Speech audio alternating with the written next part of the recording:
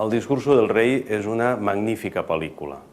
Des d'un punt de vista d'espectador, el primer cop que la vaig veure vaig creure que estava davant d'una gran pel·lícula. Per mi, la resolució dels Oscars em sembla lògica i natural. Però la meva mirada, sens dubte, va més enllà de la mirada de l'espectador que va veure un espectacle cinematogràfic. Trobar-me amb una pel·lícula on el personatge principal, els dos personatges principals estan al voltant de la logopèdia i dels trastorns de la parla, doncs va ser una gran sorpresa. M'agradaria primer comentar el fenomen del rei, que és aquesta persona que pateix el que nosaltres anomenem disfèmia, però que la terminologia popular li diu tartamudesa o quequesa. És una persona que pateix molt. A vegades ens sorprèn creure que un problema tan senzill com és parlar més o menys bé o més o menys malament, pugui ser una cosa que genera tant patiment. El rei Jordi d'Anglaterra, era un tartamut sever, era una persona amb una disfèmia important i que ho vivia, com tots els tartamuts, d'una manera molt angoixant.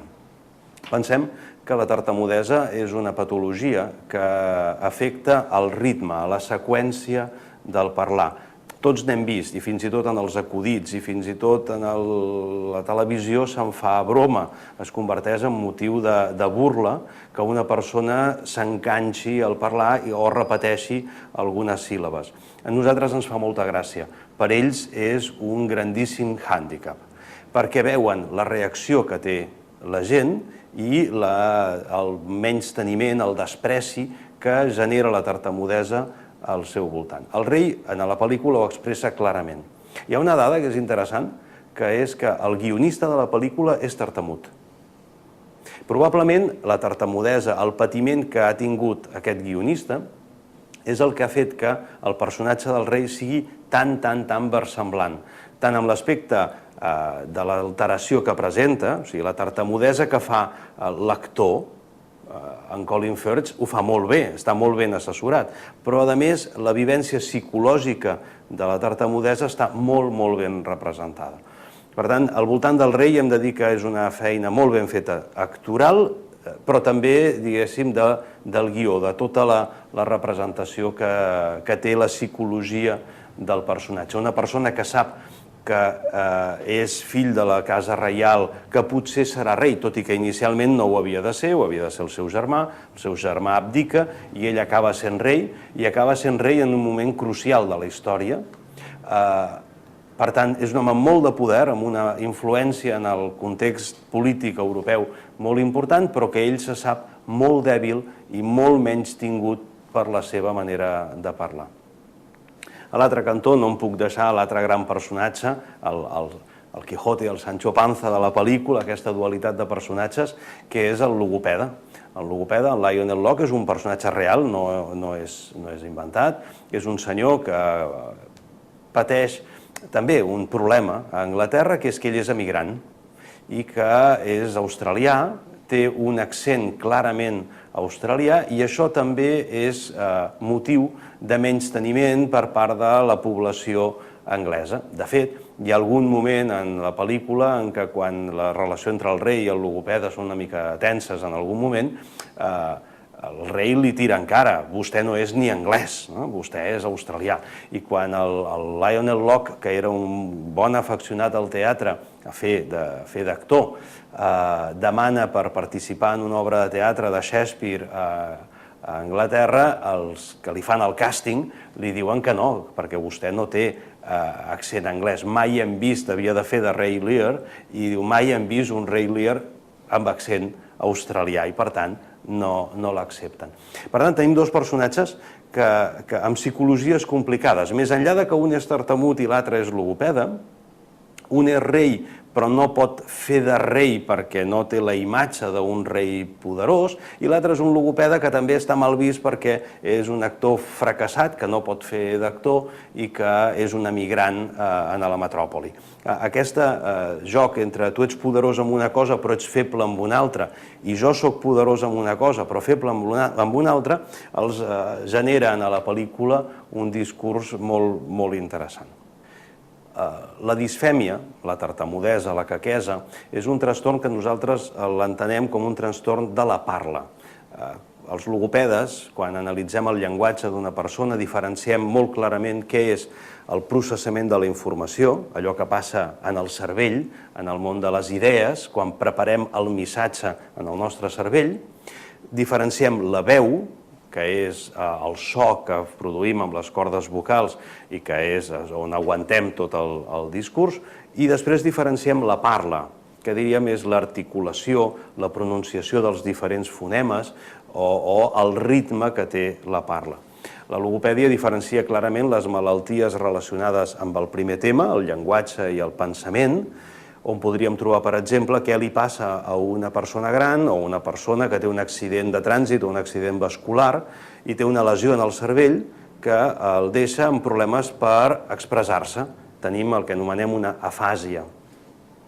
En el segon bloc, en el bloc de la veu, tenim aquelles persones que tenen un càncer a les cordes vocals o que tenen un nòdul o un pòlip, una petita lesió a les cordes vocals, que fa que la seva veu sigui una veu enrogallada, rasposa, fluixa, i que diem que estàs engostipat. No, no, és que tinc un pòlip a la corda vocal. Aquest és el segon bloc. I el tercer bloc és el de la parla. La parla normalment ens fa pensar en els nens i nenes que no diuen la R o que són zapizot i que diuen la eza maldita. I aquí és on veiem típicament els logopedes, però també hi ha un trastorn de la parla que és el del ritme, el de la fluència de la parla. I aquí tenim tres grans grups. Els que parlen excessivament a poc, la bradilàlia se li diu, els que parlen excessivament de pressa, els taquilàlics, van massa de pressa, i els que tenen un problema en la seqüència, en el ritme, i aquests són els disfèmics, o tartamuts, o quecs, a casa nostra, o persones que pateixen aquesta alteració. Clar, quan ens preguntem cada una d'aquestes coses, cada una té els seus motius, i no és ara el moment d'explicar-los, però els motius i la manera en què es manifesta la tartamudesa és un tema molt, molt, molt complex. Perquè no és un problema de la llengua, no és un problema de la respiració, no és un problema de les cordes vocals ni del cervell, és de tots alhora. És de com es sincronitza les ordres del cervell amb la resposta que tenen els músculs. I a vegades el problema és un bloqueig o una descoordinació respiratòria, a vegades és una descoordinació a les cordes vocals i a vegades és una descoordinació a la boca, als òrgans de l'articulació, la llengua, els llavis. Clar, depèn de quin tipus de bloqueig es produeix, tenim un tipus de tartamudesa diferent. Així tenim tartamuts que el que fan és repetir una síl·laba, és el i que repeteix una síl·laba, això nosaltres en diem disfèmia clònica perquè és una repetició. Després tenim els que es queden encallats en un punt i no surt, això li diem una disfèmia tònica, perquè el to muscular s'ha disparat, ha augmentat moltíssim i queda bloquejat. Hi ha bloquejos respiratoris, bloquejos de cordes vocals, bloquejos de llengua i llavis.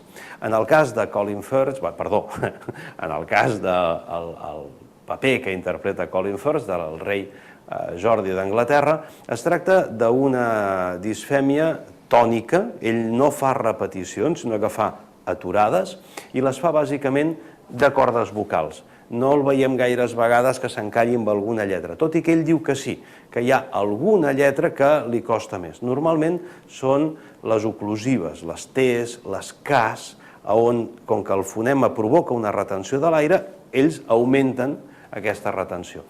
De fet, el logopeda Lionel Locke li dona ja alguns trucos. En el discurs final, discurs molt interessant que comentarem, ell li diu, quan vegis que et vas encallar amb això, digues una F, i aquella F et permetrà dir la K de després o la T de després. I de fet també juguen amb una paraula maldita, un taco en anglès que comença per F, i que li diu, pensa en aquesta paraula i això et permetrà dir la següent.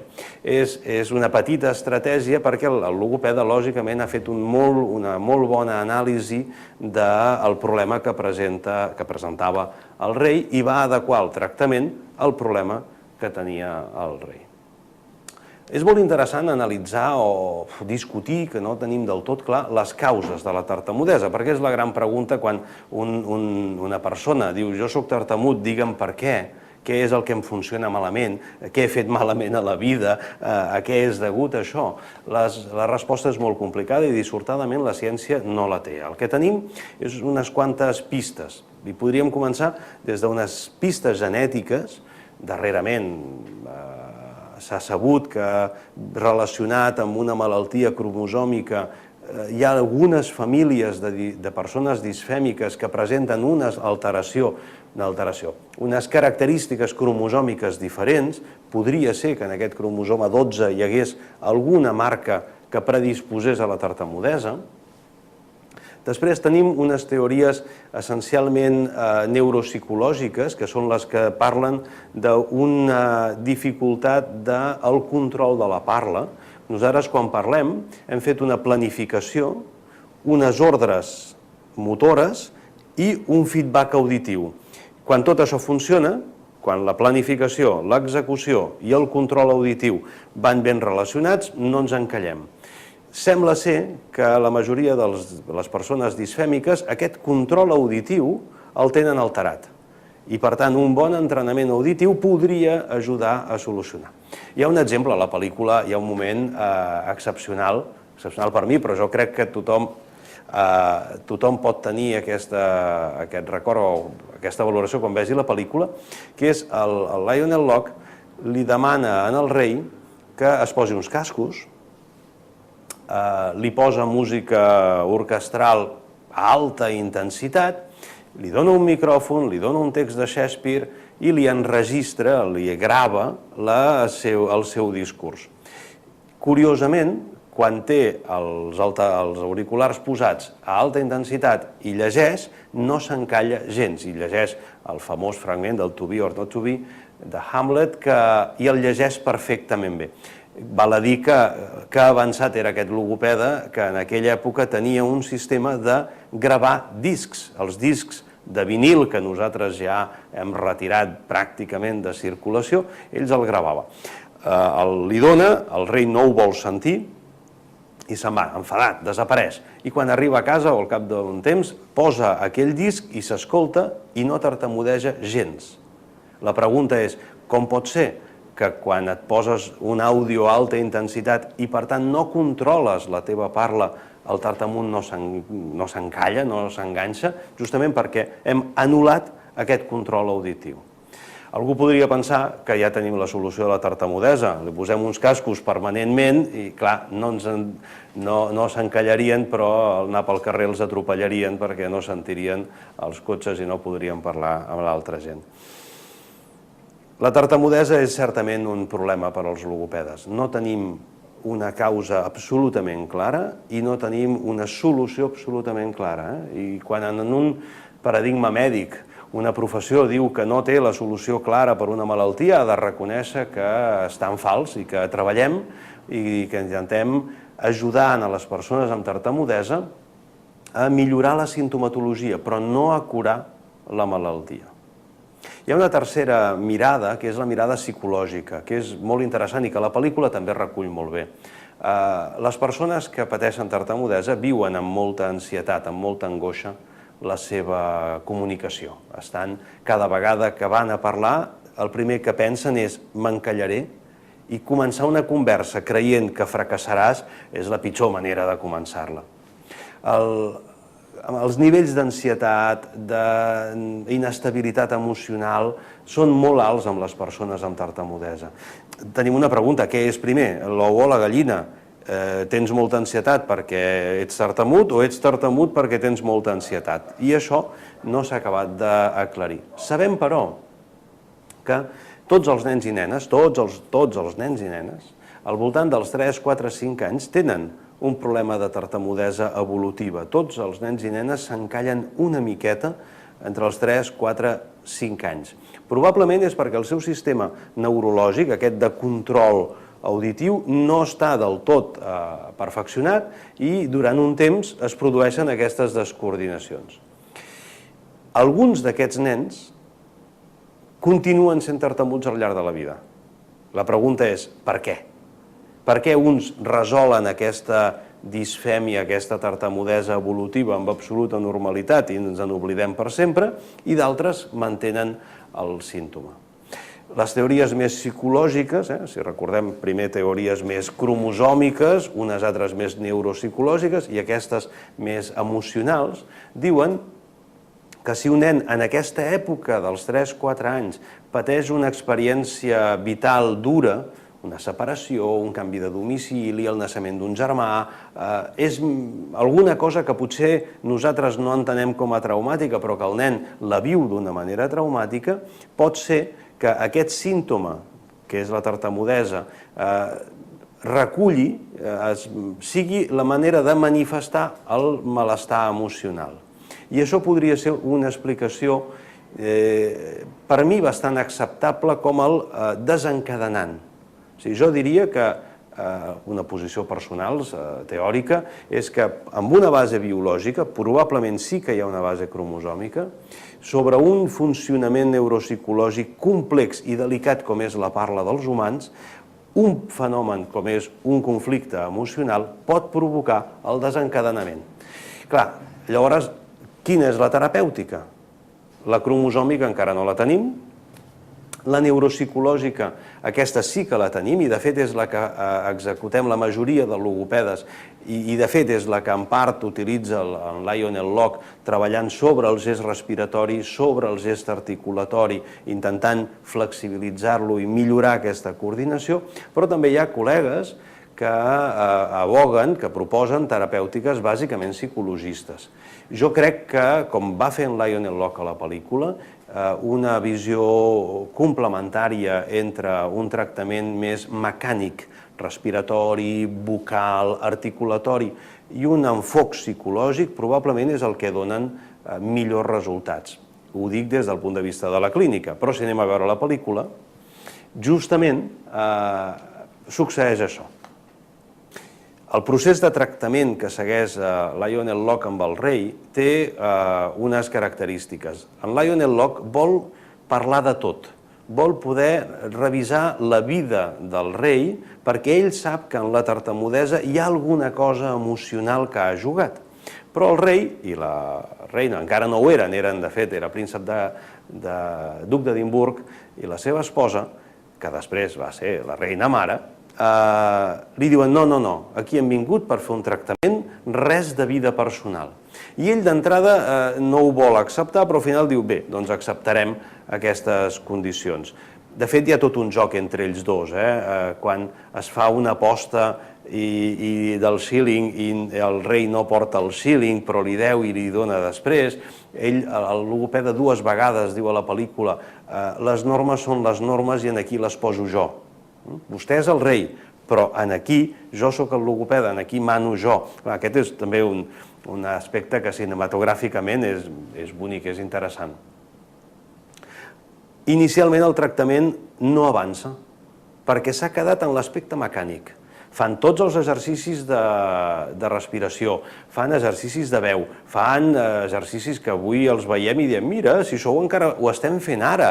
Lionel Locke era un logopeda molt avançat per al seu temps, però el tractament no acaba d'avançar fins que ells dos tenen un conflicte, s'enfronten, es diuen una mica de tot, i quan després tornen a trobar-se, el rei accepta que ha de jugar les regles del logopeda i el logopeda accepta que ell és un pacient especial i, diguéssim, arriba a un acord, un pacte terapèutic, a partir d'aquell moment les coses comencen a funcionar i la disfèmia passa no a curar-se, sinó que passa a controlar-se. Això coincideix amb la coronació, coincideix amb l'esclat de la guerra i acaba amb aquell magnífic discurs que penjat a internet es pot trobar en la versió original i es pot veure que no és molt diferent del que va fer l'actor Colin Firth. És molt interessant veure'l i en allà és on, a porta tancada, els espectadors de la pel·lícula podem veure com el discurs realment no és tan bo.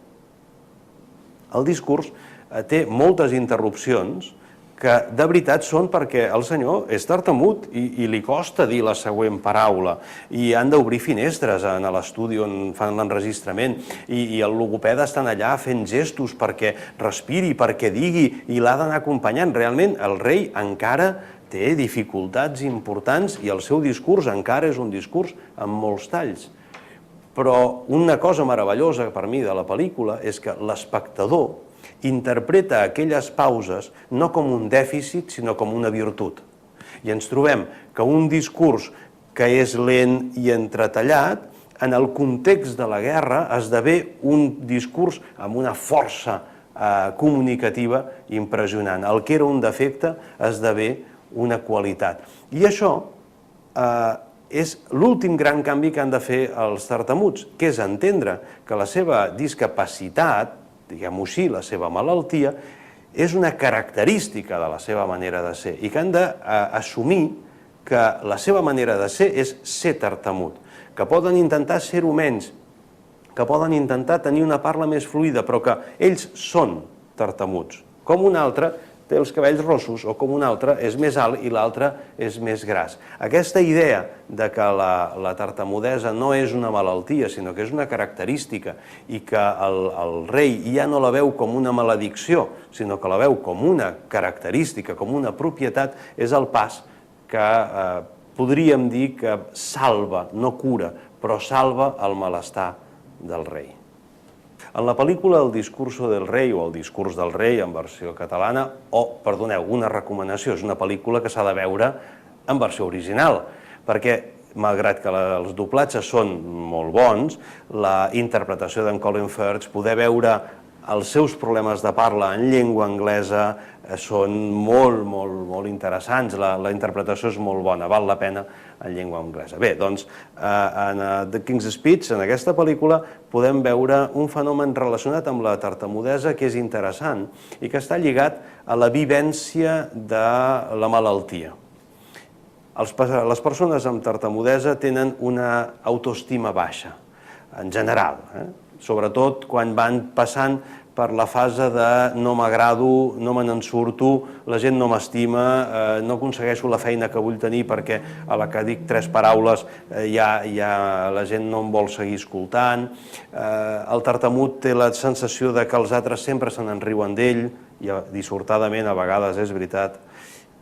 La imatge que dona la persona amb disfèmia sovint és d'una persona limitada intel·lectualment i això no és cert. O sigui, ser tartamut no és ser tonto. Però les persones amb disfèmia viuen totes aquestes reaccions que té l'entorn d'una manera molt penosa, molt dura. I la seva autoestima, per tant, té tendència a la baixa. I ho observem en la postura, en el cos. Els logopedes treballem amb la parla, treballem amb la laringe, treballem amb el cervell, però també treballem amb tot el cos perquè ens comuniquem amb tot el cos. I és interessant veure com sovint les persones tartamudes tenen una tendència a encongir el seu cos, a comprimir-lo, com si es protegissin de l'exterior. En la pel·lícula del discurs del rei, aquest és un fenomen que es pot observar.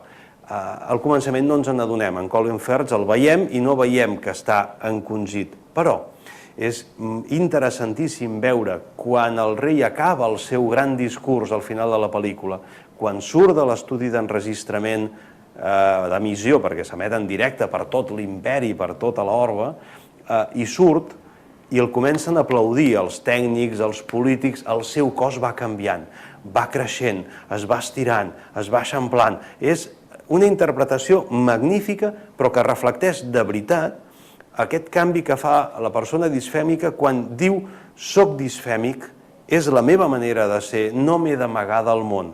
En el cas de la pel·lícula, el rei acaba sortint al balcó i saludant el poble que estan allà, que ha escoltat el discurs en directe, i l'aplaudeixen. És interessantíssim. Aquesta idea, els logopedes també l'hem aprofitada i també la fem servir.